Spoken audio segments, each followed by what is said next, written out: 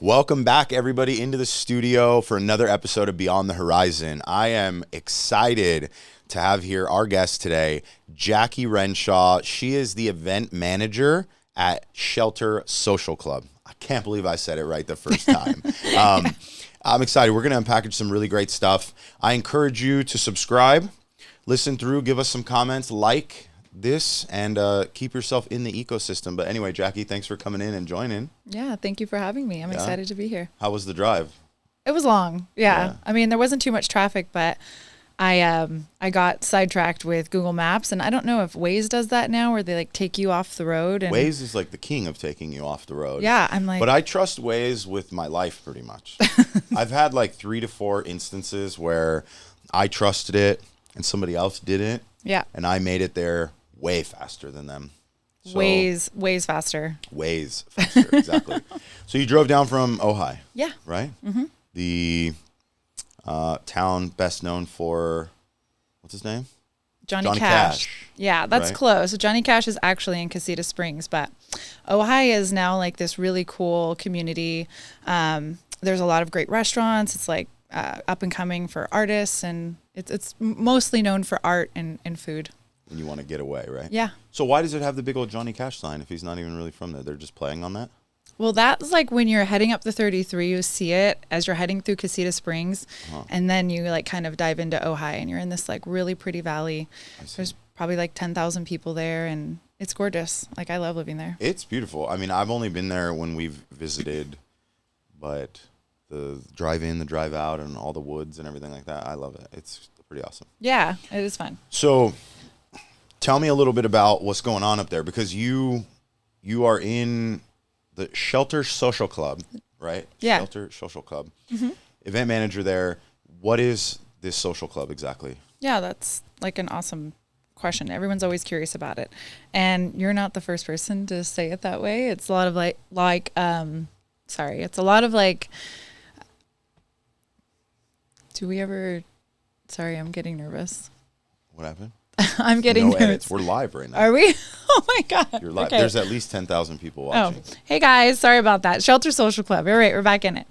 Yeah, it's an amazing company. They are based in Ojai. We have 3 hotels in Ojai. So one is the Ojai Rancho Inn. We have the Capri Hotel, and then we also have the Hummingbird Inn. One other hotel in Los Alamos, which is called the Alamo Motel. And it's like, the owner she's a female business owner, and she started her company because her family immigrated from Indonesia, and they ended up working at a hotel in Santa Barbara, and they were managing the hotel, and they lived in the manager's unit in the hotel. And she kind of just saw how like that worked, and then eventually they ended up buying the hotel over time, and that was like her exposure to the industry. She ended up becoming an artist, and then made her way back to the hotel hospitality because she found this cute little spot, and she wanted to fix it up because she was into design. And the Ojai Rancho Inn was the first spot that she dove into in 2015. And at that time, I was working at the Ojai Valley Inn, and I heard about it, and I was like, oh, that seems like a cool company. They were really into like eco-friendly products and just wanting to do good for the environment, and then also have like curated events with artists and stuff. So it was a start in Ojai, and then she kind of branched out to getting a second hotel in town, and then Los Alamos, and then the third town in Ojai. So okay, cool. So let's just like settle this here for everyone. What is the difference between an inn and a motel and a hotel? And like, you got all these like labels. They're all places you stay and you pay, and you, right? It's not. Yeah. So what is an inn, a motel, and a hotel? How do you differentiate the 3 of those? Yeah, that's a good question. I think they're all different. No one knows. No one knows. They're all like different descriptions. Like, really motels are like your roadside stops. So you'll see motel, like Motel 6 is just right off the highway. So usually there's a main road that is connected to that, where like an inn is something that you're diving into. It's off the road, but a lot of times it could be like a bed and breakfast. So it's like hosted in that way. And then a hotel is something that is a little bit more elevated. So you're going to have a restaurant on site and maybe a spa or something like that. I see. Okay. But there are cute, awesome, much more elevated than Motel 6 motels and inns that are not so great. And like, so like these are like facades almost, right? You'd like never know. I don't know. When we were traveling the country all the time, you'd see all these things like, oh, yeah, that's a cute little motel or hotel or whatever, but you never really know. I thought it was a name that was differentiated, like the class. Like a motel was like the cheapest, lowest, and then an inn might be in between, and then a hotel goes up, and then a resort is like going to have all your amenities. Yeah, that makes sense. Is that accurate? I don't know. Yeah, no, I don't know either, because sometimes it's like you can find like a really cute spot. Like when we were going to go to Alabama and we were looking at cute spots, it was like there were some motels that they were newly renovated, and I was like, that seems like a cool spot. But then you compare that to Motel 6, and you're like, no offense to Motel 6 in any way, but they'll keep a light on for you. Yeah. What were you going to Alabama for? For my cousin's wedding. I was gonna go there. Well, thank God you didn't go to Alabama. It was in Arkansas. Oh. Here I am. It's all good. Yeah. You don't want anything to do with Alabama. When I was in Alabama, I got attacked by these little bugs called no-see-ums. Oh, yeah. And we have those in Ojai. Oh, forget them. They don't like Ojai either. I don't know. I got attacked by these little things, like maybe 400 bites on my body, like a whole swarm. And I was stuck in the trailer for like 5 days because I was afraid to go outside because that's where I got bit. And then on like day 4, the itching is subsiding. And I no longer want to like light my skin on fire, and I'm like, okay. I'm like, oh, let's go to the little beach across the way. We went out. I got hit again 2 times in like a 7-day period. Yeah, and I was like, Alabama ain't for me. No, it doesn't like me. I was okay, never going back. Yeah. But so I asked you this question because you guys, the social club has an inn and a motel, right? And a hotel. Yeah. So how is it going from working? You were at Ojai Valley Inn, which I see that almost like Ojai itself to me kind of reminds me of like this miniature Palm Springs, but up in the oak trees and the hillside. But it's got that same, not Palm Springs now, but if you think back when it was like a hideaway place where people, celebs and people would go, and it's like artsy and different. Like Ojai is kind of that tucked away little spot. For sure. It has a little more culture and eclecticness to it and all that, right? But Ojai Valley Inn's like the big hotel in Ojai, right? Mm-hmm. Yeah, it is. So what's the difference working for like a big corporation like that, or I don't know, bigger than family-owned little group of hotels? Like, yeah, that's a good question. I mean, the Ojai Valley Inn is a massive company. It is considered still a boutique hotel. Like they have about, I mean, don't quote me, but it's like roughly 800 employees on site. I mean, and it's all inclusive. So again, we were talking about hotels, inns, motels.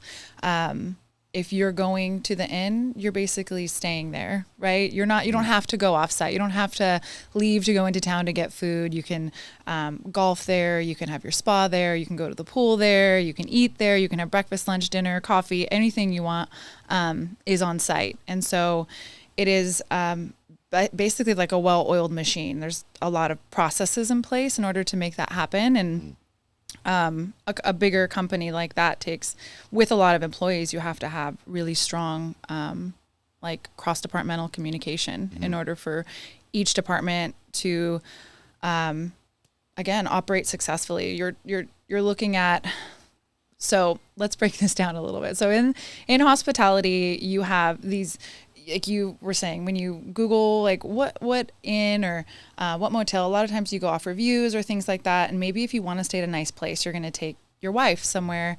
It's going to be like a 5-star hotel or a 4-star hotel. And like, what does that mean? Yeah. And so in the hospitality industry, you have diamonds and you have stars. So you have 5 diamonds, and that's going to reflect the cleanliness of your space. So if you're a 2-diamond hotel or a 5-diamond, yeah, you have, or you're just like not, yeah, or you're like cleanliness isn't up to par. Like your aesthetic of like how your decor isn't really cleanliness. Like the sidewalk is cracked up and falling apart, yeah, like that, or is it like just cleanliness, like the bathrooms are clean? It's a little bit of both. Okay. So it's like you're looking at it as like a visual picture. Like if you walk in the room and you see like the bed is neatly tucked in, and you look at the side table and your remote is sitting there, or if you go into the bathroom and everything kind of looks visually appealing to you, like you're not like, ew, this is disgusting, or you have like an aversion from it, then a lot of times you get a score based on your room, you get a score based on your grounds. So if the sidewalk is cracked and there's weeds growing in it, that's not visually appealing. Right. Whereas if it's like nice and smooth and clean and well maintained, then that feels aesthetically appealing to you, and you feel like, oh, I'm in a clean place. I'm in a place that feels good to me. And it's that is more based off of like a score. So like right. How the bed is like a score, how the clean the grounds are is a score. And then they score you based on diamonds. And if you have 5 diamonds, you're in a good spot. Where that's top of the list. So like 4 Seasons is going to have 5 diamonds probably. They should. Yeah, right. Definitely. How many diamonds is like, if it's less than this, you probably should maybe consider somewhere else if you are appreciative of cleanliness. Yeah, I would say like 3 is like my no-go zone. I'd be like, oh, it's 3 diamonds. I'm like, unless I'm really in a pinch and I have to just pop in there overnight, like that's where I'll 3 stay. Diamonds is no. So you're looking for 4. 4 and above. Can you get like 3.75, or is it just whole numbers? They're basically like whole diamonds. Okay. I mean, you could potentially get a half a diamond, but it would be like 3.5 diamonds. 4 diamonds, 5 is like you're solid, you're good. You checked all the boxes and solid, good, like gold medal, like you have the highest you could get. Yeah, you're clean. You walk in, everything looks good, it feels good, it smells good. When you walk in the room, it doesn't smell like moisture or mold or something gross. People right. are staying in there every day, so when you walk in, you want to feel like no one's ever stayed in that room. I feel like if someone goes with you to a hotel, when you first walk in, you're like one of those like canine dogs, where they're like sniffing like a drug dog. You can just sniff out everything that's wrong with this place. Yeah, definitely. Okay. I have a little bit of, my nose is a little bit in the air. Like, what is this? So that's diamonds. Yeah. And then this other one, stars? Stars. What does stars mean?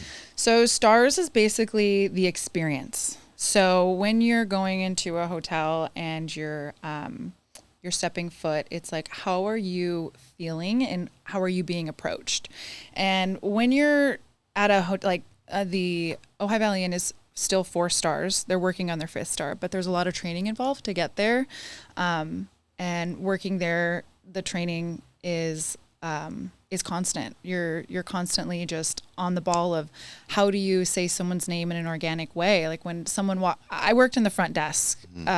Primarily is where I started, and then I ended up going to reservations to see how everything worked on the backside, and then I ended up transitioning to concierge. But being in the front desk portion, just speaking to that only, is when someone walks in, what is their first impression when they get there? Aside from everything that looks great with the diamonds, how are they approached? And when they're approached at the desk, how are they spoken to? And how many times can you organically say their name where they feel comfortable and cared for? And then how do you basically put them on this cloud and carry them to the next space that they're going to throughout their entire experience that they're there? Organically saying the name is when like you come in and they're like, oh, hi, welcome, Mrs. Renshaw. And then you're like, oh, hi. And they're like, how are you doing today, Jackie? And you're like, oh, I'm doing fine. And they're like, Jackie, would you like a cookie? And they just say your name over and over in a sentence. No? That's non-organic. That's non-organic. Okay. Yeah. Organic would be like if you're walking in, you want to stay close. Sorry. If you're walking in, you're going to say there's like, have you ever heard of the 10-5 rule? Not at all. Break it down. What's the 10-5 rule? So standing behind a desk, you see someone walk in the door. At 10 feet, you make eye contact. And at 5 feet, you make verbal, like a verbal hello or a good morning. So anytime someone walks through the door, you want them to feel noticed, and you want them to know that they're cared for. So when they walk in, you see them, you acknowledge them with your eyes, and then when they step 5 feet in front of you, at least that's how far your voice can carry, you're going to say, "Good morning, Mr. Franchina." And then that's when you would say, "Good morning," and you'd, "How may I assist you?" So that already, if we'd already made one connection and I already knew your name, then that would be an organic way to say your name. But if we didn't, I would say, "Good morning. How may I assist you? What is your last name?" And from that point on, I would figure out a way to use your last name throughout conversation without making it feel like it was spoken too many times, like how you just said. Right. There's overkill some places. Yeah, where you're for like, sure. You won't forget my name. It's okay. Yeah, Matt. So the 5, what'd you call it? 5-10 rule? 10-5? 10-5. 10-5. This is like the hospitality version of the 90-10 rule. What's that? Have you ever seen Hitch? He's like, I go 90, you go 10. No. Like you go in 90% for a kiss, the other person has to go the 10 to close it. Okay. Right? No, I like 'Cause that. if you go all 100%, then it's like overwhelming. Yeah, like if you're 10 feet and I'm like, "Good morning," like that's a little bit overkill, and that so doesn't you gotta, feel like, good. Come in, and if you come into that zone and then they start backing up, then you're like, either there's a problem or I'm too much. Right, exactly. Right. And you got to have that gauge, and it's tough. It can be a lot of pressure for some people because some people are naturally that way, and then they're like, "Well, what did I do wrong?" And when you're saying like, "Hey, you need to say it like this, or you need to do it like that," then that can be feeling like there's something wrong with them, and so there's a high turnover. And then some people don't know personal space, and they just go like the 10-1 rule, right? Yeah. They're like 1 foot away from you talking to you, and it's like, Yeah, what's close. that Adam Sandler movie with the butler, and he's like, "I'm very, very sorry, sir," and he has the little, I can't think of his name. Mr. Dietz. Mr. Deeds. With the black foot. Yeah. Where he always stabs his black foot. But he's like always right there, and he's like, "Oh, you scared me." Like, you don't want to make people feel that way. Right. So. That's like the too much. Yeah. So all of this, when you say it's training to get it, though, it's like constant training just because people can't make that their second nature? Or why is it so difficult for everyone within the hotel to not get there? You're talking about the experience level, right? Yeah. Actually, with this star thing, is this rated by all the guests and you do the rating cards and that stuff, or is there someone coming in that's like secret shopper who is gonna scope out the whole thing and then leave, and then you get a report a week later, like, dang it, I knew I should have been nicer to that lady. Yeah, exactly. Well, it's to your point, it's a secret shopper is really what happens, and so stars are rated. It's like a Michelin star rating, like how restaurants. Yeah, it's like the Michelin star. You know how that star rating Michelin got started? No, that's Michelin, the tire company. Wasn't it something about how far your tires can go? Well, you don't have to quote me exactly on this, but basically back in the day when Michelin tires were created, they were looking for a way to encourage people to like go and drive and use these tires and go out there. So they created a rating system and like a book so that you could see like what are the restaurants with these star ratings. So if there's I think 3 stars is the max on the Michelin one. Mm-hmm. So if you look back before other modes of transportation were really a thing, like you would get in your car and you would go and drive. Is it 3? I thought you can get 5. I think it's 3 stars. Star Michelin. 3 star, pretty sure. The Guinness book is also created for something like that. It's Guinness beer, and that's created as like a bar tavern kind of thing to like get people to have something to talk about in the bars and hang out and have beers. And so they contributed to the places that are indirectly connected with their product. Who started it first, Guinness or Michelin? Well, they're 2 different. I don't know who started first. I would guess that Guinness, but I don't know. Guinness is way older than the tire. Yeah. But anyway, back to the whole star thing. So it's a secret shopper. Mm-hmm. Tell me about your absolute, like, craziest secret shopper story. Did you have any? Do you know when you got secret shop? Yes, you would know because you would be at this space where you knew they would alert you that someone was coming.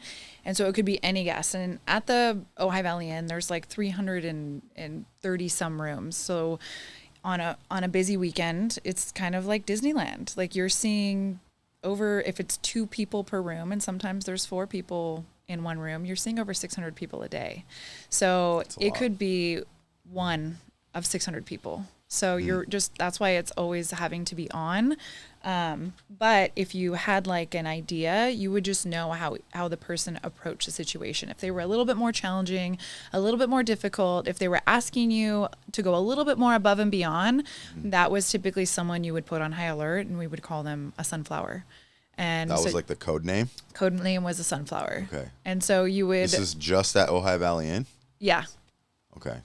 So, I mean, as far as I know. If I ever go to Ojai Valley Inn, I'm going to do everything I can to be called a sunflower. So I'm going to just come in there and like fully be in character, so people just are on the next level of go to care of me. Right as you pull in and the bellmen are about to take your luggage, you want to just make sure you kind of grill them a little bit and then ask them for something a little bit extra. Can you make sure my wife and child have ice cream in the room when we get there? Just something a little bit elevated. And they're like, yes, sir, absolutely. We'll make sure that happens. Only green M&Ms. Only green M&Ms. Yeah, you're just like a celebrity that has like a specific request. Did you ever have people like that, like legitimate, either celebs or people where you're like, these are the most ridiculous requests? Yeah, but I mean, you have to have a high level of confidentiality too, because you can't just go out and say that these people are staying here. There's certain legalities in hospitality that maybe a lot of people don't understand, is that it's basically like renting a home, but it's like in a small space. You have an agreement of renting that space, so that space becomes yours and you have a right to privacy. And if you share someone's business and it comes back to the hotel and they find out who it comes back to, you can lose your job. So it's important to be confidential, especially with high profile guests. When does the statute of limitations end on this? Are you still under confidentiality agreements? I mean, I don't know. If they see this podcast, maybe. Maybe so they're like, we're going after you. Who would you say was the person that you felt the most like starstruck seeing there? Yeah. I think... Maybe you're not starstruck. I know. I'm not. So who's some of the big names, people that you're like, this was cool when I saw them, or like totally out of the norm? Well, knowing that they were there, I mean, Elvis Presley's daughter, Priscilla Presley, was there, which is not like something to be crazy about. Anthony Hopkins stayed often. There's a redheaded actress. She's like an action actress. I can't think of her name. There's a few. She actually redheaded, or just died? Like you have Scarlett Johansson's redheaded, and some of the... Cameron Diaz was there. Cool. Who's the guy he used to be on Mad TV, and his name was Stuart. It's like, Stuart, stop. Oh, that guy. That guy, he stayed there all the time. So there's everyone in the hotel doing that? Oh, Zoe Saldana stayed there. She's actually really nice. So my celebrity experience with her was her and her husband. It was like a holiday, Thanksgiving holiday, and they were all checking in, and it was a line. And her husband came up to check in for their room, and they were making sure that both of their rooms were okay. They have twins, and she's over there just holding the babies, taking care of them, making sure they're okay. I mean, she was like the most down-to-earth person. And she's in Guardians of the Galaxy. She's an Avatar. Like, she's highly sought after as an actress. And she was just like, oh, are we good? Is everything okay? Okay, yeah. Can we just make a request that we just, have like, I don't know what it was. It was something small and minor. And I was like, yeah, absolutely. I'm like, you are just like so nice and so like easy to talk to. Like that's awesome. That's a great experience. So in hospitality though, you get the other side of things, right? Like people who are like bridezilla and just like demanding nightmares. Yeah. Is there ever a point in which you have denied service, or you're like, you got to go, like, we're not going to take this with the abuse or whatever? Or does the hotel make you take on whatever these people are doing until they leave? Yeah. That's like the difference with the hotel brand that I'm in now versus, the Ojai Valley Inn is they don't blacklist people, and you essentially have to continue to perform no matter how rude or cruel someone is to you. So there was a lot of experiences there that you would get a lot of entitlement, where people would walk in and they expected the moon, and if you didn't give it to them now, they were very demeaning and unkind. I had a gentleman one time, check-in is at 4, people walk in, they don't like to wait, So everyone wants to get in before 4:00. I mean, that's just standard. You're like, hey, every time you call a hotel, you're like, hey, is it cool? Like, do you think our room will be available a little bit earlier? I mean, like that is all, yeah, of course, we'll try to do it as best as we can. But there are people that expect it. And this gentleman walked in one time and he was already in a bad mood. He requested a specific room. So it was not like we could move him to somewhere else. The people ended up staying later than anticipated. And so housekeeping has to clean that room and it takes time to get it together. And especially if you're going for a diamond, 5 of them. Yeah, you just want to make sure everything's just where it needs to be. And so he walked in and he wanted his room. And I was like, sir, I'm sorry, unfortunately, your room isn't ready. But if you're interested in taking the same style of room, but in a different location, we'd be happy to get you checked in. And he pulled out like hundreds out of his fanny pack.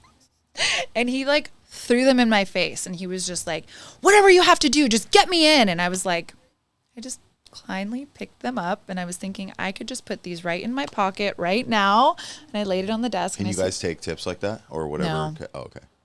Not unless they like give it to you. Like I couldn't just stash it in my pocket and be like, yeah, right. Sorry, your room's not ready. Right. But I just kindly handed it to him and I was like, here's your money back. And I'm sorry, but unless you want a different room, we can't get you in until 4:00 and you're just going to have to wait. And he was pissed and he walked off and then he walked straight over to that room and started harassing the housekeeping team. And so like those are certain experiences that you get with people that are agitated. You got to let him go. You have to allow him to go and harass the housekeeping team. You have a loss prevention team. So like in hotels like that. Hey, where's loss prevention? Yeah. Or your security team. Like, hey, we have an irate guest like heading over there and you need to intervene potentially or go at least assess the situation to see if law enforcement needs to get involved.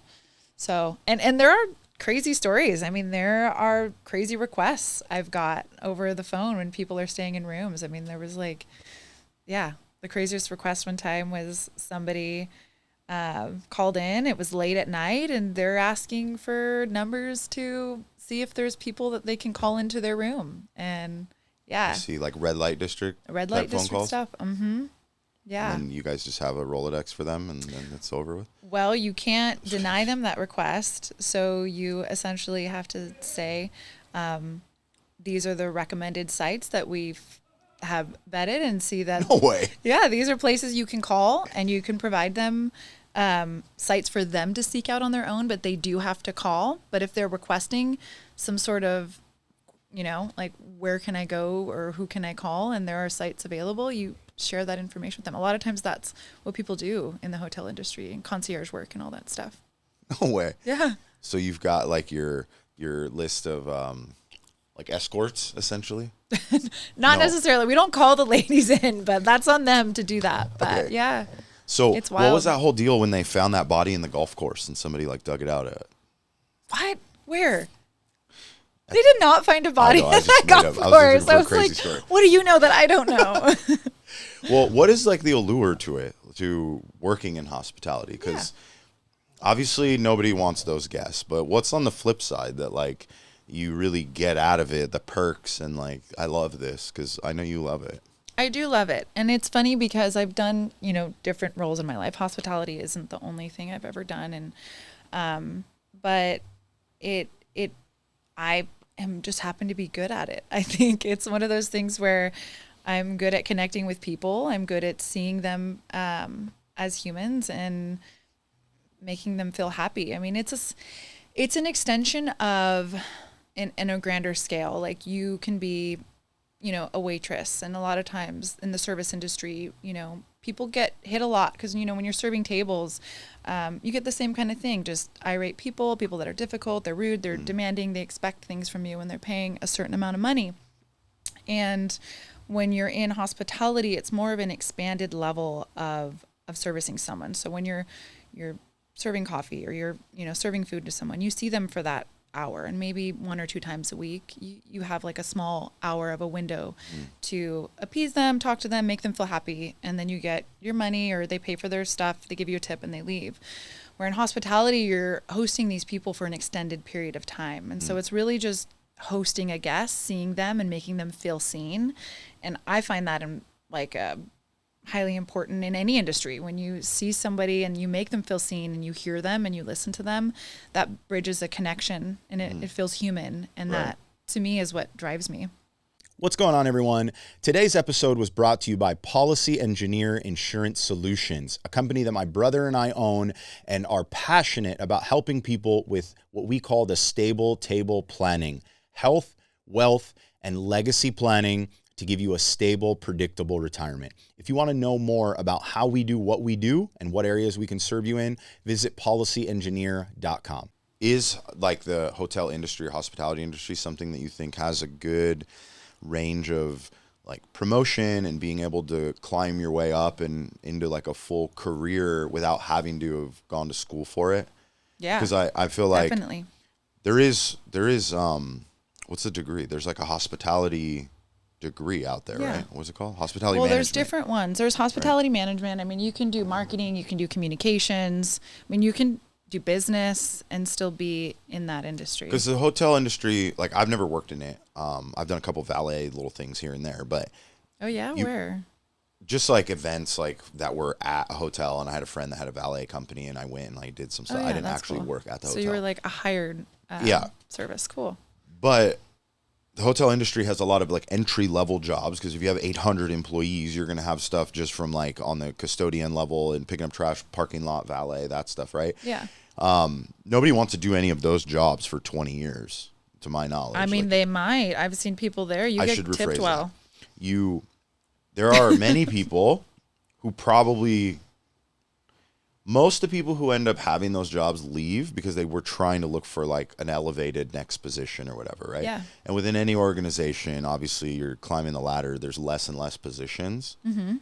But I don't know, would you say it's a good industry that you can like climb and have long tenure and keep promoting and going up? Yeah, a lot of people do that. I mean, especially in the big brands, like if you're going into 5 stars, we had probably 3 or 4 director of rooms come through, and they stay maybe 8 months, and then they're at the Waldorf Hysteria. And those are like upper echelon hotels. They stay for 8 months just because they need it on their resume or something? They need it on their resume, and they're like, oh, I was at this hotel at this property, and it shows on their resume, and then they can get another position. So a lot of times people in hospitality jump from hotel to hotel. And Ojai isn't like the destination. I mean, you're typically, when you think of like places that have tons of hotels and like doing a degree like that, you're thinking of Vegas, or you're thinking of Chicago, because that's where, the industry really thrives. Yeah. I mean, there's hubs of the big resorts and all that stuff. Yours is, again, that little nestled, tucked away thing there. Mm-hmm. But it's super different, I'm sure, working for the small little hotels. Do you have to deal with those people the same way now? If somebody's throwing money in your face and telling you to get them hookers, and why is your room not ready? Yeah, no. That's like the nice part too, is being in the environment at the Ojai Valley Inn was great. I mean, it taught me a lot. It's like getting just really tailored training on how to deal with people, and you're just being coached on a regular basis. So your mind is just constantly in this state of like, this is how I need to connect. This is how I need to make people feel seen and heard. And then it gets exhausting after a while, because sometimes it can wear on you. I mean, the demands of people just wanting things from you but never giving back can feel like you're feeding the beast, because a lot of times they have money. They know that not everybody's like this, but there are the majority of entitlement happens with people that have a lot of money. And so because of that entitlement, you get treated poorly. But where in the hotel business that I'm in now, they're not, at that level, because they don't have a restaurant on site. They don't have a spa. They have a bar, one bar, and then they do more of like motel stuff. So like they have like a mini bar and snacks in the room. So it's not as much pressure. And when people go there, it's a different experience. It's not like you're paying. A lot of times when people go to resorts, they save their money, right, for their family vacation, which is meaningful to them. So it's a higher level at stake. They're taking all 5 of their kids, to go to the pool, to go on all of these other experiences, for the wife to have the spa, for the husband to go to the golf. It's a lot more of an investment into that, where when you're at, the motels and stuff that I'm working with now with Shelter Social Club, it's more of, it's a different kind of experience. You're like a working class family, or you're looking there to do your yoga retreat, or you're going to be hiking. And a lot of these people are actually seeking like wellness, and they're in a better state of mind. So it feels a lot better. And then if someone does treat you poorly because they do have a higher expectation, or they're just unkind, you can tell them that basically maybe we're not the place for you to stay at, and it's better for you to go elsewhere, which feels good. Right. So, no, yeah. That I'm like, I can't imagine having to grit your teeth and take it the other way that you were talking about, like when you have to just do it. So that's cool. Now you talked about people wanting to always get more. I'm super curious, how much room is there really in the hotel for things like the upgrades and the extra, like, I don't know. I always go to, whenever I check in at a hotel, I'm always asking them if there's upgrade or better room availability or whatever. But like, So how you want much? to know the insider secrets. Yes, exactly. Tell us. How do you squeeze a little extra out, and what kind of room without being too much? But like, what are some of the late checkout is one thing that I think we all love if you can get it. And what's the best way to get a room upgrade or timing to get? Obviously, if there's no rooms, there's no upgrades. But like, what's the secret there? Like, how do you do it? Yeah. I mean, I think it's one, you have to look at the industry as it's a working machine, right? So people are doing the people that work there are typically doing their best. So if they're human, just like you're a human, right? So they want, if they can help you and you get a good person, they're going to help you, you know? It's really based on timing. If that is available and you're nice enough, have you ever heard the saying, you get more bees with honey than you do with vinegar? Yes. Yeah. So if you're a really nice person and you're asking for something in a nice and considerate way, and you're treating that person with kindness, a lot of times they're going to want to make you happy. And sometimes if you like slip a 20 on the table or a 10 or here and there, they're like, all right, I see you, you see me. And so then there's like that exchange that happens, and that's how you kind of make your way through it. And each time you see somebody, you give them that like, hey buddy, what's up? Like, how are you? You know, can you, if I ask you this of you and like, you can do this, like, you're just asking them kindly, but then you're not using it as like an exchange of money where you're saying like, hey, if you're doing this for me, I'll give you a 20. You're saying it more in a way where there's grace. So just knowing that, I think if you're a person that has that, a lot of times people just want to do things for you. Right. And the 20 you're slipping, you should be slipping saying, with the attitude that whether this can happen or not, this is yours. And then if they can't make it happen, you're hoping they would probably just be like, sorry, I can't. Yeah, right. Because you see, you have that like personable connection and with if you them. can make it happen, you're like, hey, I appreciate it. Thanks. Yeah, for sure. I feel like I'm pretty successful with the upgrades and the asking and turning on the charm and making it happen, but I was just curious. So how about day of the week? You're sure that confident. I love that. But I mean, you have a great personality. You're kind, you're nice, you're well-spoken. You know, you don't look at somebody and just say it in a rude way. So that's great. You know what, one of the best hacks, and I was just telling Cody this, we were in Denver for a conference, and there were multiple times. So Southwest, you can no longer like fight in the aisle to get whatever seat you want. There's assigned seating now. Oh, wow. All right, so you get us. So you're not like throwing elbows? No, it's like every other airline. And they changed, like January 1st, I think they made the change. So we flew Southwest, and we're going there for a business conference, and we're trying to talk business on the way. And so we're seated in completely other parts of the airplane. And so I went and talked to this guy, and I asked him if there was any chances that they could do that. And he's like, you got to talk to that guy over there. So then I go and I talk to that guy. Well, I was successful in getting us paired together both times. And I was successful in getting some things at like the hotel. And did Cody try? No, not at all. I just took the initiative. I'm front line on that. But what I'm going to say is this is a hack. I have now tested this. So my mother-in-law sent me this post, right? Lizanne sent me a post from Lewis Howes. If you don't know Lewis Howes, shout out to Lewis Howes, School of Greatness. Lewis, you should come on the show. It'd be great. Maybe I do know who he is. So he shared this thing, and he said, if you want to get something from others, you should ask it in a way that they feel like they get to have a little control and they get to give you something. And he said that you should ask by saying, what are the chances that you could do this? So you're framing it in a way where they get to say, well, what are the chances? Like, could I do this? They don't feel bad. I don't know. It's something I have probably tried it probably 50, 60 times. I think I've heard you use this phrase. And it works. I'm talking, I've gotten hotel upgrades. We went to Vegas for Byron's birthday.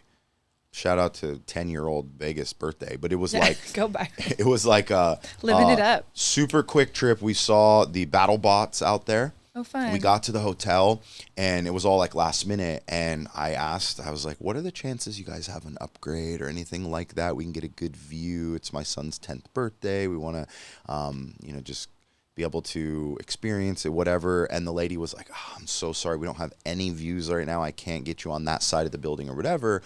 But why don't you enjoy this? And she gave me a $50 gift card to the restaurant for his birthday. And I was like, dude, like, Byron, you got $50, dude. Get whatever you want over here, right? I was like, that's crazy. I wasn't expecting on me. that. Yeah, exactly. And I have done it for so many different things.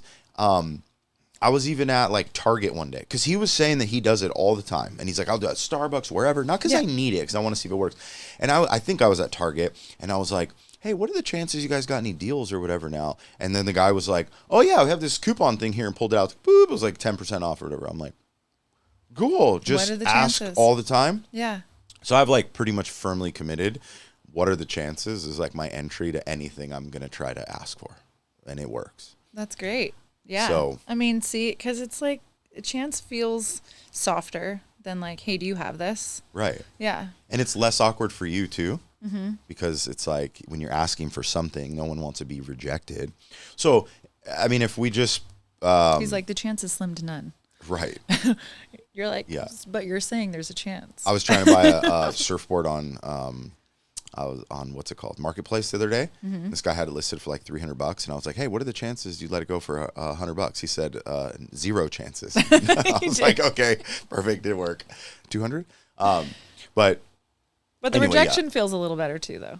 Like the rejection with what are the chances feels like, well, I gave it a shot. Yeah, and you can just keep going down the line. Well, what about this? What about this? Which is like what you do with insurance. Yes. On a regular basis. Just go down the line. Like, what are the chances you're going to answer my call today? What are the chances you're going to, the chances give me you like answer 2 my minutes? call are low, very low, to the number that's unknown. What are the chances I'm going to get you on the line for 2 minutes? So let's talk about that for a little bit, because you had a little stint in the insurance world. I did. You worked with us at Policy Engineer. Shout out Policy Engineer. Yeah. We have all your insurance needs. But how long were you with us again? For like less than 1 year? Yeah, I think I was going to say about a year. 6 months? Mm-hmm. Definitely like more than 6 months. 9 months. So somewhere in that, around there. How was that? What was like the worst experience and the best thing you got out of it? Oh my gosh. It was like a time when I had just had my son. So I was like, he was maybe 3 months old. So my brain was wired on like mom mode. Like, how do I keep this infant alive? Like, it's just a natural occurrence of being a mother. And then it slowly like transitions into something else where you're not like, I need to keep this tiny little thing alive and its head up and fed. Because then they become more independent. But it was at the beginning of that. And so I was studying to get my insurance license and had serious brain fatigue, and I ended up passing. And that was probably the most challenging time to get into the industry. You only have to get a D to pass, though, just saying.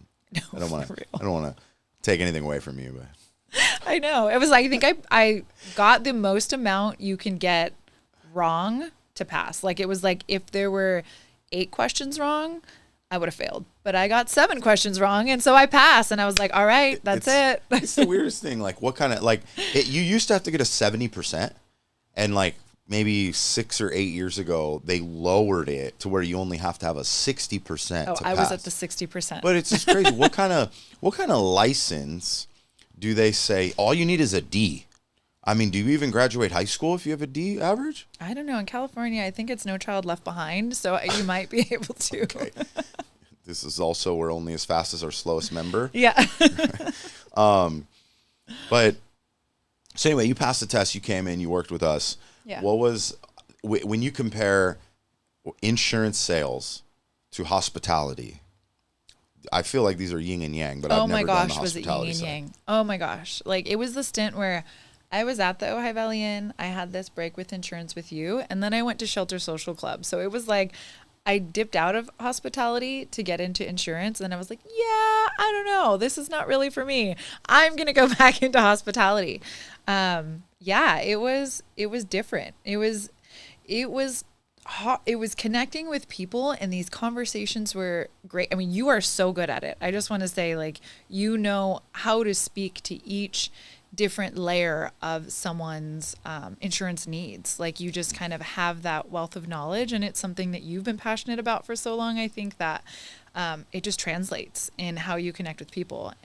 I'll take the compliment. I used to pay you to say that, but now you're not being compensated and you're still saying it. So yeah, but it's true. You're great at it. Where with me, I felt good at it. I could connect with people, and I could get through each conversation, and I could present and go through it and get a couple people across the line and get them into stronger financial conversations where we'd find out, we'd take a deeper dive and uncover assets and things like that, which felt fun. It was like fact finding, which was kind of like, you know, you're mining for different things. Yeah. And it's prospecting, but you're mining for different is. things. It helped me in my pipeline in what I do now, like having that pipeline of prospects, like getting a lead and prospects and going through it. But I learned a lot. It was exposure to an industry that I didn't know how challenging it actually really is. I don't think anybody knows until they do it. Yeah. Because there's a saying when you're in the insurance world that insurance is sold, not bought. Because nobody really wants to buy insurance. Right. And so they got to be closed on it. They've got to be sold it. Almost all of the insurance that exists out there, and outside of the insurances that legally you must carry, like homeowners and auto when you have loans, if you move those aside, every insurance that's optional is pretty much sold to somebody. And maybe for good reason, and maybe it's, beneficial to them. But so do you think, you said it helps you in your business today. Mm-hmm. Do you think that more people should try sales at some point in their life? Maybe even younger, because that's when you can make these mistakes and you're trying things out. Like, I'm a big believer everybody should be in sales at some point. Yeah. But why did it help you? Like, what did you get out of it that actually carries into your next career? It was just eye-opening in terms of like, I mean, how many calls do you make a day? It was like learning that, don't take this the wrong way. I think, and I'm going to come back around. So all good. I won't be offended. Bear with me. I think that in the dating world, men hear no all the time. So they have to come back from rejection all the time. And it's very rare that a woman hears no. And so for me, in learning like how to prospect and get so many no's, the rejection was like, oh my gosh, this is what rejection feels like. This is like when someone tells you no, you can't like let it affect you. You have to bounce back and say like, that's just one person. Like, let's keep moving on and just like moving through the sea of this. And so for me, it was like, wow, like I had a bigger appreciation for guys in the dating world. I was like, whoa, this is what it feels like. Yes. Which is wild. You got the real world. So you went from a world where you could have your cake and eat it too. Yep. To the world of being rejected. So you were in a man's shoes for a minute. I was in a man's shoes for a minute and trying to figure out how to get someone to say yes and what are the different tactics you have to take. And then rejection stopped feeling so personal and felt more like a challenge. And I liked the challenge of doing it. And so it was fun to get across that line. And then, yeah, it taught me a lot in terms of like the different systems that you were using at the time they were robust systems to kind of build up and get information on your client and then keep connecting with them. And how do you, like, what's your timeline in if you've had a conversation with them, like when are you following up with them to keep them moving into the next stage? Mm-hmm. And what I do now as an event manager is essentially like leads are coming in, right? People are filling in leads. And then I'm responding to those leads to seeing like how we're qualifying them to see how far we can take them. Like, are we a good fit as a company for what they want to do? If it's an event of some kind, if it's a birthday party, do they want to do a full buyout of the hotel? Like, how are we going to facilitate whatever they're bringing to the table? And then how are you moving them through that pipeline? Are you providing them a proposal? Like, do they want to see numbers? And if they want to see numbers, like, are you, answering any questions that they have on those numbers and moving them to a contract, to signing them, to now then hosting them at their event? So it taught me a lot about moving people down the pipeline, which was really good exposure. And like having those they were interesting conversations, like learning about people's sicknesses and like how that would affect their family. Those were things I think that kind of rocked me a little bit sometimes, because I've never really had those kind of intimate conversations with people, and how to protect their family, and like life insurance. Like, what does it mean when if you die, what does your wife get and your children get? Like, how are you still providing for them, aside from just being here in the present moment? Like, when you're gone, how does your legacy live on? And those were hard conversations to have in insurance, that I was like, I like fun conversations. Like, how do you want to party, and where do you want to, what kind of alcohol do you want there? Which is different. DJ, music, decor, drinks. Drinks. I just named the 3 Ds. Yeah. DJ, decor, and drinks. Yeah, that's it. That's all you need. Yeah, that makes a good party. How about what you learned? I'm curious. It's been so many years. When I got involved, I was 23. Yeah. So I was learning a lot of these things that didn't really apply to my life yet. Like, I didn't have kids. I didn't have a wife. I hadn't even gotten into like a real career yet. So I was speaking to people and I was learning it, but I wasn't looking like, I guess introspectively at my own life. Maybe a little bit, but you're learning about a lot of things that they don't teach in school. Insurance, finance, retirement planning, tax things. Like, we're going on all this stuff with people. As you're like learning this, did you look at it and feel like a new level of, I need to analyze, myself or my family or like the things around me? Yeah, for sure. I mean, diving into it, it was like, wow, I don't have life insurance. Like, who am I as a mother right now? Like, how am I providing for my family? I'm like doing the daily grind all the time, but like, I'm doing it for them right now. But what does that mean when I'm not here? Like, how does that affect them? And so it really opened my eyes to that. And then, I didn't mean to hit the mic.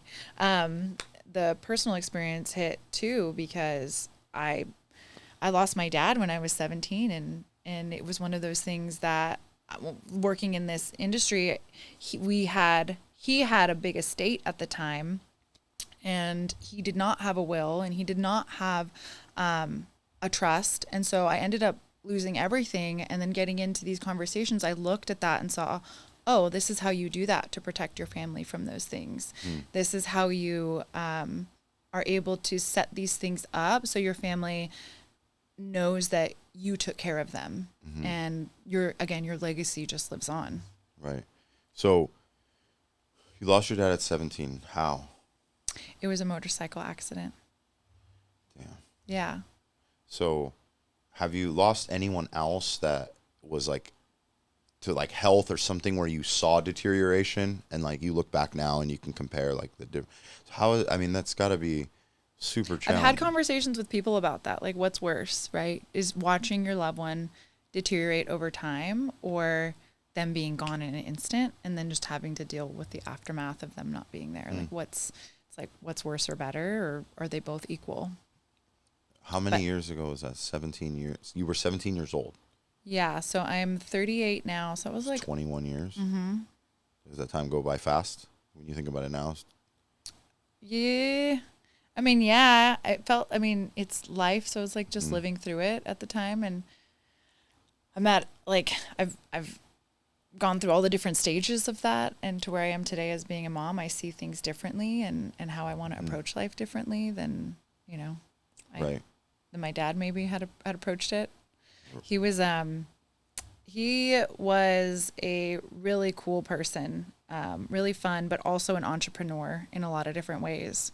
And so he was a musician, so he got a bachelor's degree in music at Cal State Northridge, so in voice in particular. So he liked to sing, he was in bands, he had, he ended up investing into a music school.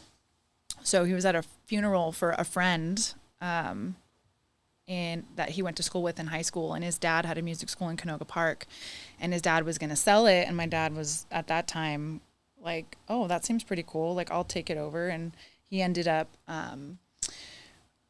basically being the owner of Canoga School of Music in Canoga Park and purchasing the actual land that the business was on. So it was like a double lot, and there was a restaurant on one side, the music school, and then a coffee shop next door. And it had 27 practice rooms, and we had any instrument you could imagine was taught there. So we had, flute, clarinet, violin. We had sheet music. We had guitars, guitar strings. I mean, everything was sold there. So it was like your old school music school, which we don't have nowadays. Right. So I think Guitar Center is like your main spot that you go to get all that equipment. Right. But I don't know that they have all those classes like that. Yeah, no. Maybe they do, but. So he had an amazing legacy already. He had that, and then we had owned a house at the beach in Silver Strand, which was like steps away at that time. And when he passed, they valued my estate at $2 million. So it was like, that's... You're his only child? I'm his only child, yeah. So what happened? Like, 'cause you say it all got lost. Somebody had to, like, jack this. It's not like it just evaporated. The state didn't take it. Yeah. It was a long drawn out process because it was not something that was expected. He didn't have his stuff set up. So he didn't have a trust. He didn't really have a will, and that's kind of hearsay at this point. So when he passed, he basically,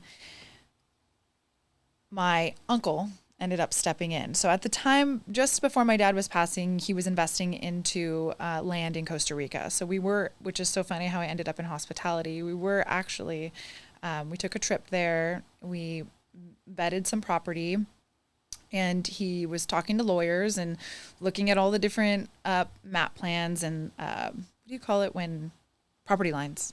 We were looking at the property lines and figuring out like where we were going to buy land in Costa Rica. And so he ended up investing in some land in Costa Rica, and he was going to go into business with my uncle, and we were going to eventually build a hotel there. And so the same uncle who stepped in and so at that time, that's how my uncle kind of ties into this whole sitch. So when my dad passed away, he was really worried about money. I guess he had lent my dad $200,000 at the time to invest into the property in Costa Rica. And when my dad passed, we couldn't find the money. So we didn't know where that $200,000 was. And I remember going on a trip with my dad and believing that he invested that money in Costa Rica. So my uncle was a little bit furious, and so he stepped in and he forged a will for my dad that said basically he was going to be executor of my estate until I was 27 years old. And so he used that as a tool in probate. So everything was in probate for probably like 8 years until it finally settled. But during that time, he basically dwindled all of the estate's assets down to about $90,000 over time. Spent it? Like, or moved it into his name? I still, to this day, I don't understand how it happened. I know that there was somebody working at the music school at the time that ended up embezzling like $80,000 in the business, and we never took legal action. And my hunch was like, are we saying that was somebody else, or did you take $80,000 from my estate as this was happening? And so his hands were basically in the pot during that time. And so it just made me realize, like, wow, how do people get in these situations? Like, how do you have property, a business, cars, all these things, and lose it all?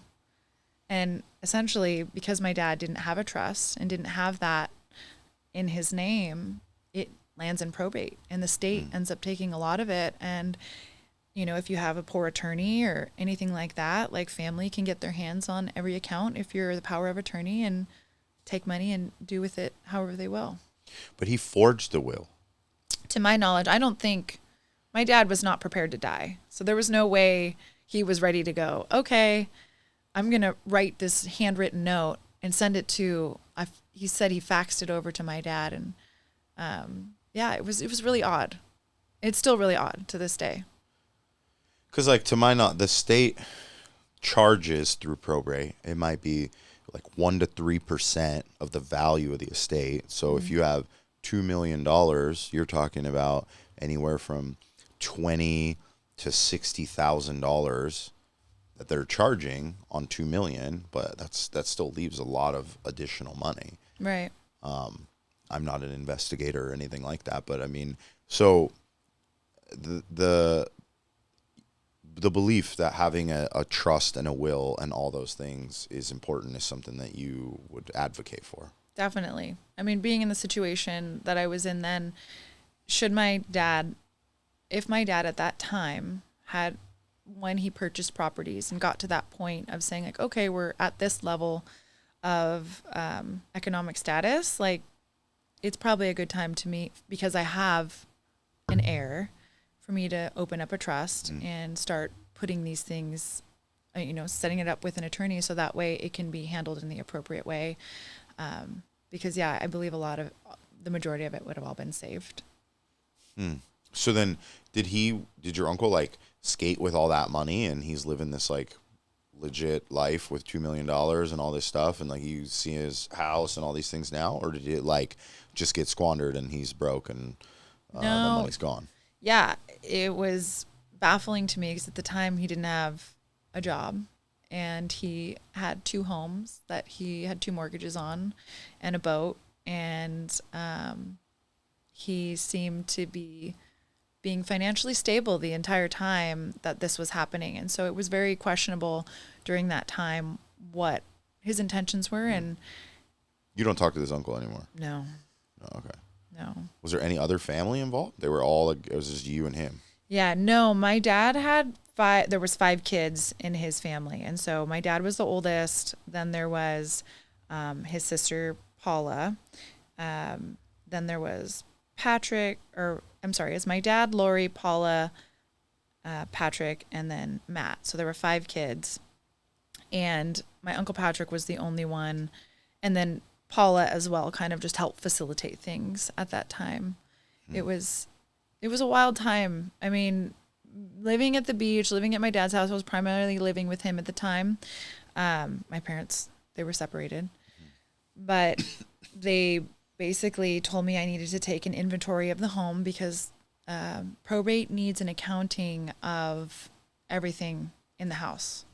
So I had to go in and count how many T-shirts he had and what piece of furniture he had. And they had me on these weird tasks to do all these things in the house to evaluate how much the interior of the home was worth. And then I needed to have a garage sale and document how much money was sold at the garage sale. I mean, and they took everything out of my house. We had my dad's guitar that was like a Martin guitar. It was worth money.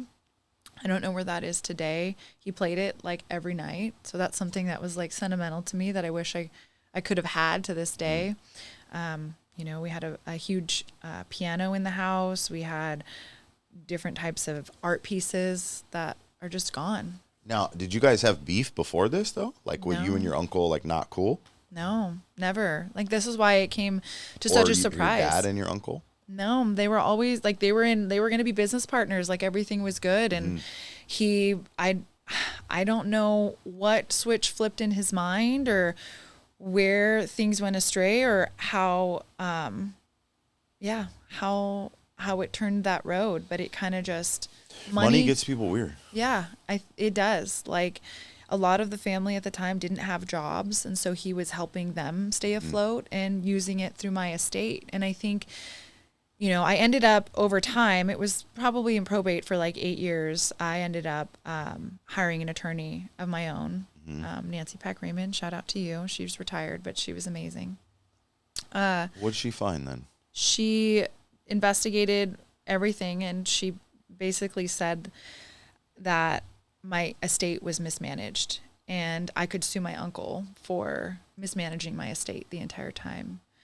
And so how that occurred is the probate was wrapping up, and he sent me final paperwork that said, like, basically we're all done. What's left of, the $2 million estate is about $90,000, and I'm going to pay myself, $80,000, and you're going to get $10,000 back to you. He's paying himself like a executor fee. Mm-hmm. And I was like, so what happened? You didn't want to press charges like she said you could? Yeah. But I had been through enough of 8 years after my dad had passed to finally get to a place of closure. I didn't want to deal with it anymore. Mm-hmm. So at that point I was like, okay, we went to mediation, and I ended up negotiating with him, and getting actually $60,000 instead of 10. And that was it. And then I was like, I never want to see you again. Dang, that's crazy. And then what did I do with that $60,000? It's like I didn't invest it. I wish I would have had a financial advisor at that time. I was so young. Yeah. I mean but the whole situation, I mean, like, anybody listening to this just realize that, like, I hear people all the time and they tell me, like, oh no, I'm all good. So-and-so's going to take care of it. And they're like going to leave it. My brother, my uncle. My brother, my uncle, the oldest kid is going to take care of it for all the other kids and stuff. And it's like, I understand you have good intention, or you think, but the hundreds of dollars to few $1,000s that you spend to build that trust is so worth it. So worth it. We have a partnership with trustandwill.com. I think you can build a trust for, I want to say it's $800 for two people for a basic will and trust and sort of medical directive and that kind of thing. It's do it yourself, click and plug in all the information, or you can go sit with an attorney for a few, I don't know, anywhere from $1,500 to maybe $3,000, depending on the complexity of what you're trying to put together. Mm-hmm. And then you have control from the grave. Like, that's what a trust does, is it gives the person who passed on control from the grave, that the things that they said they wanted to happen, that they are gonna happen. And it's this legal binding document. And if somebody were to break the bylaws inside of that trust, like whoever's the executor, that person's liable. Right. Because they've got to follow all these rules and break all this stuff down. Yeah. It's interesting that you say that, because a lot of people will take on this is what this person would have wanted. Right. So if you don't have a will where you're stating it, like, this is what I want, and this is what I would have wanted, you can put that in a trust, where a lot of times it's just going to be left up to someone else to interpret what they think you would have wanted after you passed. Yeah. And so it goes to probate, and then probate, like you experienced, I mean, yours is a little longer than normal, but probate does not go fast. It takes a while. A long time. And there's fees. And to my knowledge, they range between 1% to 3% of whatever goes through the estate. And then you have a judge. Yeah. And everybody who feels like they have their say, or is owed money, or should have had something, is entitled. They all get to come in. And yeah. Yeah, no. And you where you want to mourn that situation, and you're constantly over time, like over a course of, like, maybe probate for most people is like 5 or 6 years. 8 is a long time. But different situations are brought to your attention, and you're kind of not able to mourn or have closure after that point, because you're living this extended period of talking about that person in a way that is different than how you knew them. And so, yeah, in a different spiritual way, I think it's also helpful for the body and mind. Yeah, I mean, you need time. We talk about this all the time when we're doing planning. It's like yes, there's a chance it might work out, but why do you want to chance this? Yeah. And there's other things too that not related to your scenario, but when people tell us things like, oh, I'm going to leave this all to my oldest son, and then he'll take care of, like, the others. But it's like, your son's going to if there's taxes owed, they're going to go to him. Because if you put his name on it, but you told him he's got to give it to brothers and sisters, he's the one who's going to get hit with the taxes on that. And then he's supposed to turn around and like hand it out and give it out. And there's all these rules, right? The whole money system is a game with a set of rules. And sometimes people unknowingly just go against the rules and create a lot of friction for everybody afterwards. Mm-hmm. It's so much easier when you put things in place. If it was you, if I can ask you a question, if it was you in that situation, like how would you have set, you know, in my situation, how would you have set me up for success in that way? Are we talking though, if I were you and I was going through this lawsuit or this whole like mismanagement? Yeah, like let's say if you would have met my dad before he'd pass with everything that he had, how would you would set him up for success? Yeah, I mean, so I'm not an attorney that builds the trust, but we have a good network of attorneys that we work with, and I understand the needs of them. So when we sit down with somebody and we're going into like full planning, there's a few like milestone moments that we're talking about to make sure that we now structure a plan to figure it out. There's 3 categories. We look at health, wealth, and legacy.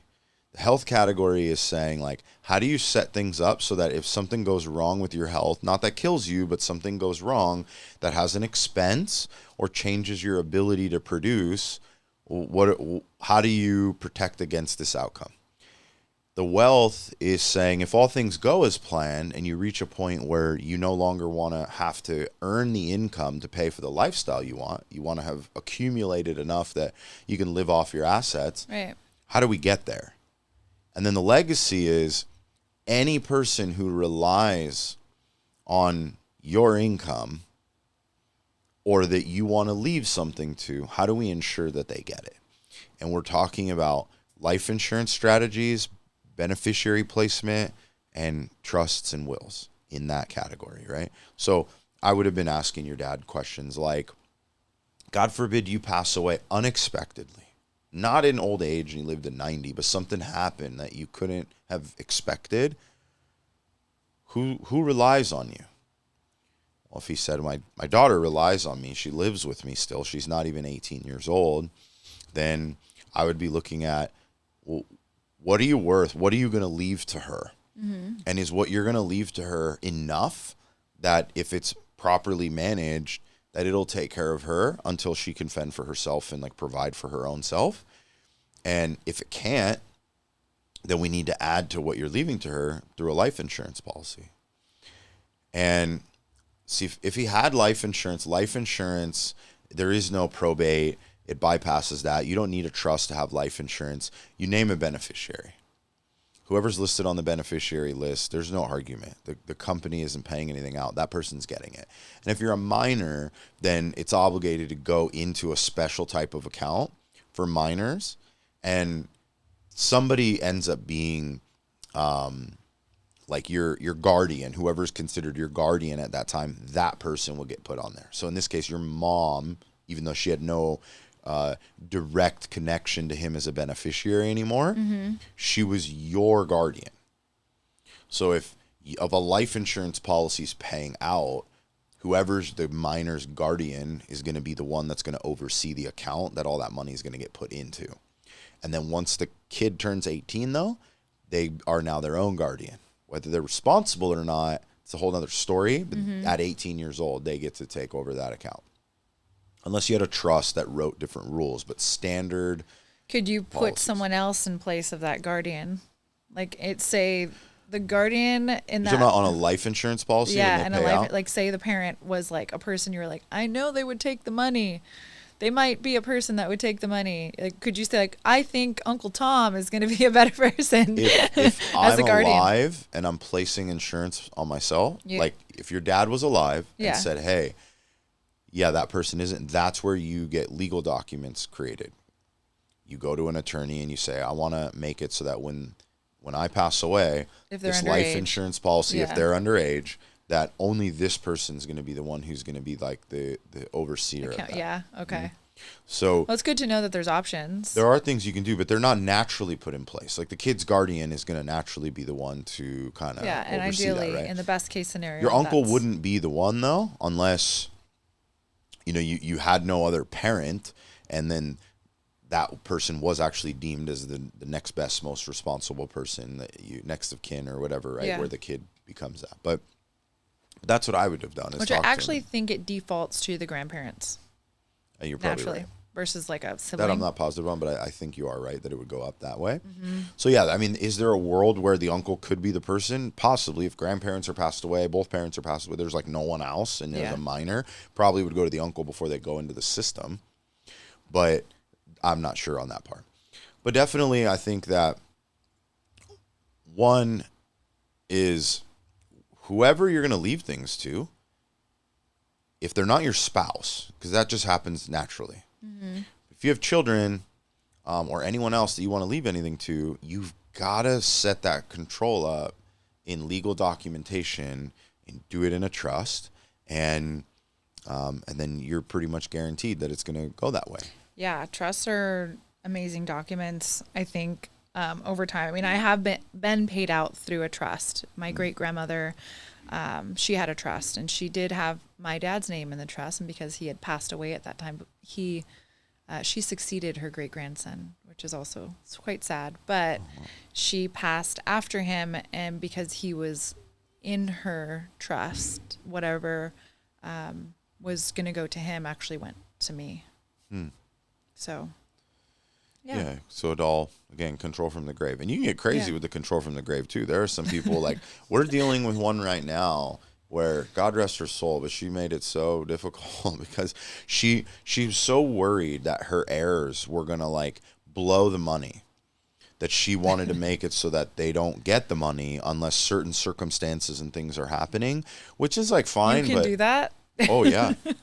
Yeah, you can get pretty rigid. Like, so you have to eat, like, 5 cans of chili beans every day for 3 years, and you have to prove it, and then you can get my inheritance. I feel pretty confident that you would give an attorney, like, a really comical time setting that up. Yeah. But I do think you probably could do that. Really? Yeah, like, you could do that. Like, more often people are doing things like they're saying, you can't have the money until you're 24, but if you do get it at 24, you have to have a bachelor's degree. Yeah. If you don't have a bachelor's degree, then you can't have it until you're 30 unless you're sick or whatever. There, people put control. So in this case, it's like to prove maturity. Like, are you capable of handling this money that I want to gift you? It is. In this case, though, this woman passed away at 90, and she left it to nieces and nephews, and everybody that she left it to is like nearly 60. And none of them can get it out for 4 years. And it's in tranches. It's like 25% per year for 4 years.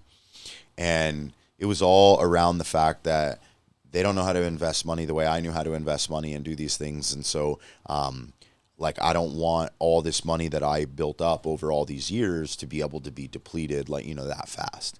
But ultimately, the structuring that she set up, it's really just ending up costing the estate more money because a professional executor is managing it for the 4 years, and there's a cost associated with that. So the estate's paying that to them and doing all these things. So, but yeah, you got people that are ultra set in their ways, and that's how they want to do it. So,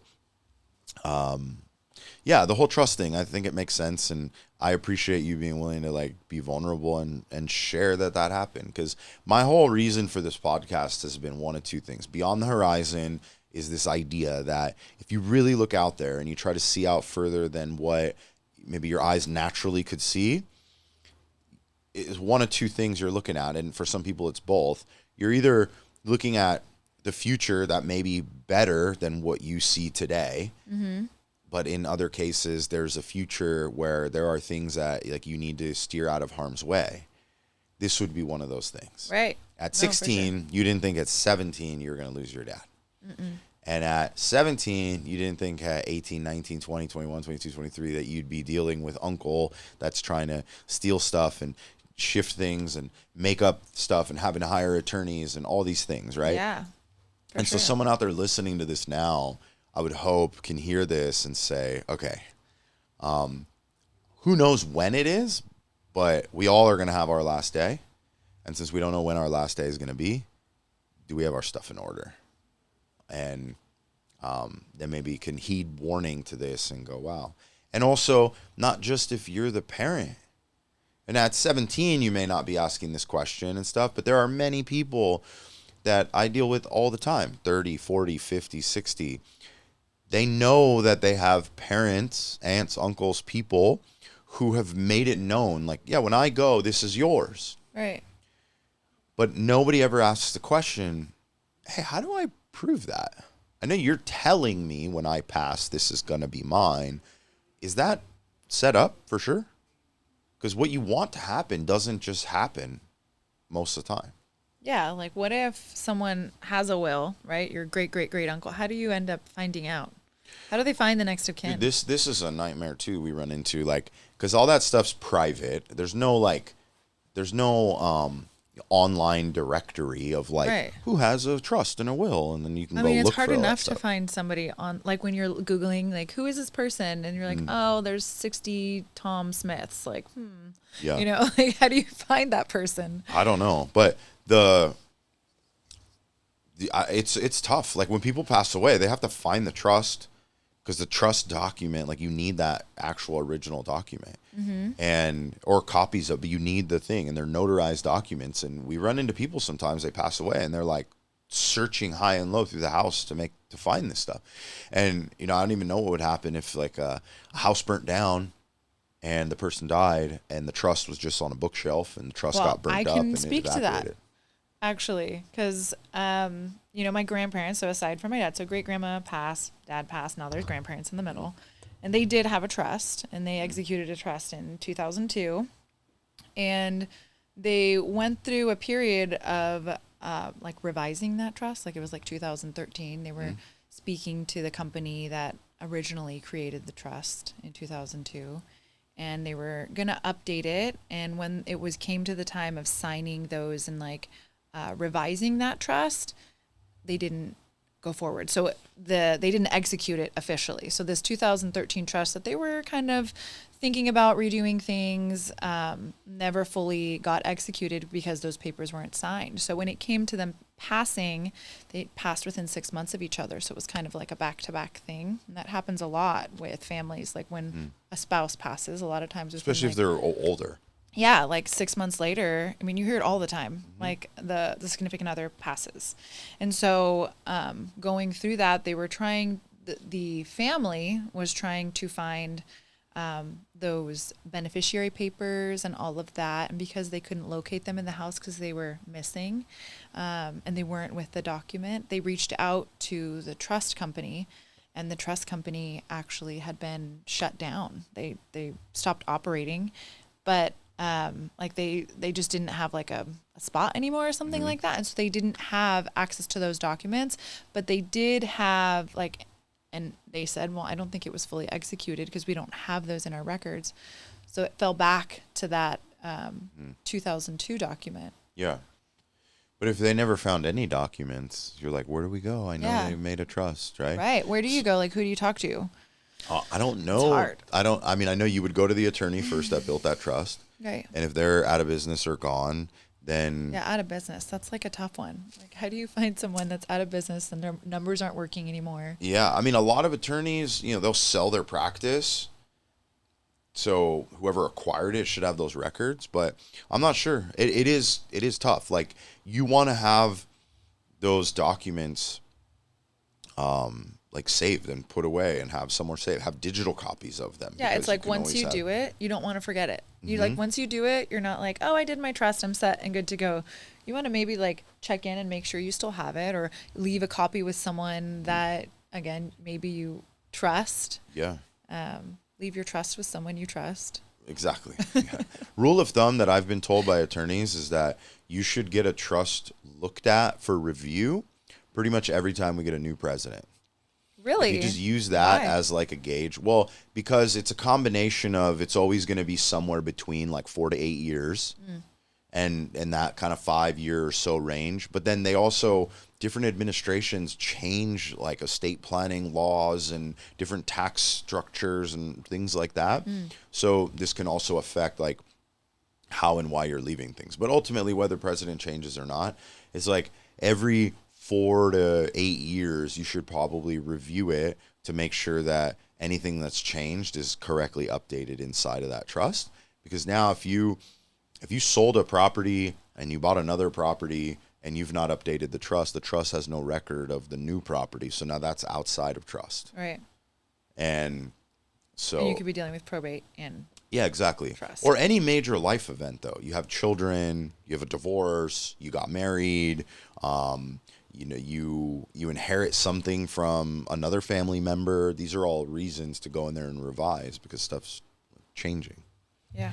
I don't know. It's an interesting conversation. I'm not an attorney, but I'm a huge advocate. It's one of the questions we ask every single person we meet with if they have a will or a trust and when's the last time it was reviewed, because it's so important, and it's really difficult as an advisor when somebody passes away, if those things aren't in place. Like if they're a client of ours, like actually working with, we're basically going to make sure they have this stuff done. I can't make them pay for it, but we're going to for sure talk about it and encourage and press that you need to get this done, because this is the nightmare that stands on the other side of it not happening. And even if all your family's in agreement and no one fights or does anything, they all got to take time off work, or they got to hire representation. Like you have the probate process. There's all this extra stuff you can completely avoid.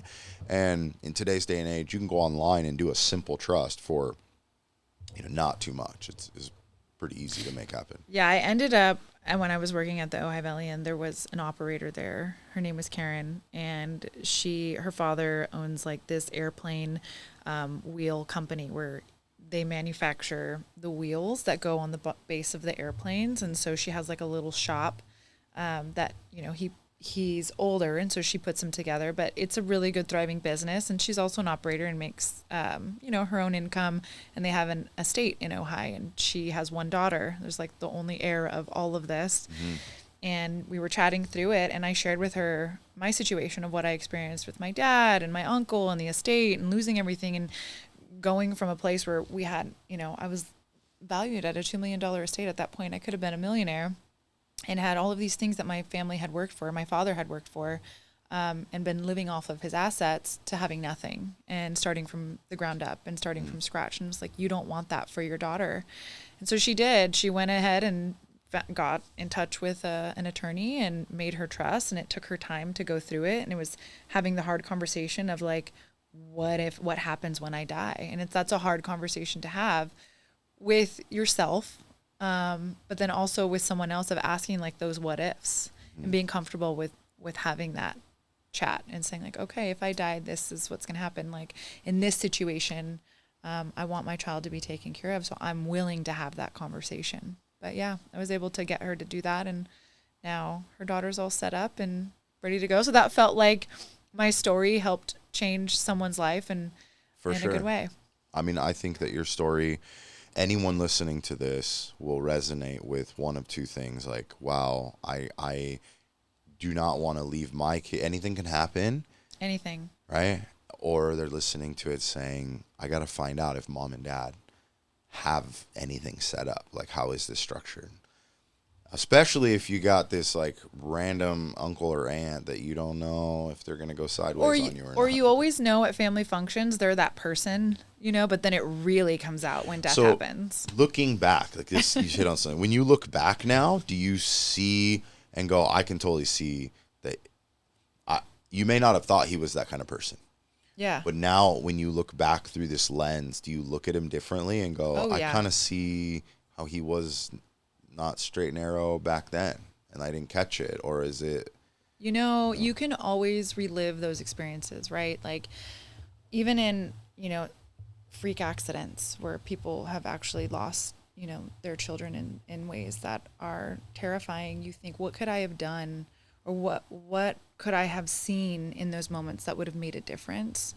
And in that situation, it's like looking at that. I think back on moments that I had and experiences with my uncle at that time. And it's hard because it's not something I see. I'm like, I never really thought he would be that person. It was an overtime intuition feeling, I think, that I began to see the mistrust. And that's when I became, in my growth throughout all this, it was having a stronger intuition and trusting my gut. If I see something's wrong in a situation and I ask a question and I'm being dismissed, or I'm not, it's not being answered, and at the time I was okay with those answers. I was like, oh, okay, what you're telling me is okay. Even though it didn't feel right, it didn't sit right, it didn't make sense, I didn't think to question because I had full trust in this situation.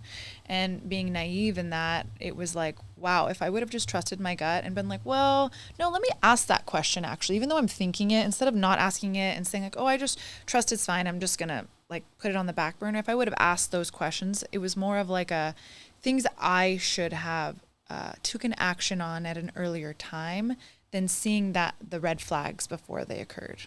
Does that make sense? It makes sense. It's always easier said than done, or easier to look back on it, you know? But Yeah. is there anything that you credit that like helped you really get through that? Because I think that there are people that would have extreme depression and take extreme measures into their hands, and like just like a lot of bad things can happen being a byproduct of going through all this. Like, how did you keep it all together, or did you not, and we just never knew?